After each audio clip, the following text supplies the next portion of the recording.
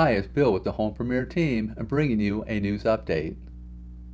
Reported by Lehigh Valley Live, real estate experts are expecting sales to continue to outdo pre-pandemic levels well into the new year.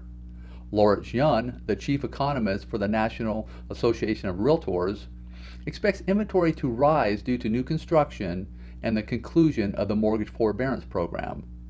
As you drive around the valley, you may notice multiple new construction projects underway. The rising construction and the ending of the forbearance programs will cause numerous homeowners to want to get their property sold. But Yun predicts this won't cause heightened bidding wars like we experienced in months past. As more houses hit the market, the intense multiple offers will start to ease, and while the cost of homes will continue to rise, it will be at a slower pace. What do you predict? Do you think this article will hold true?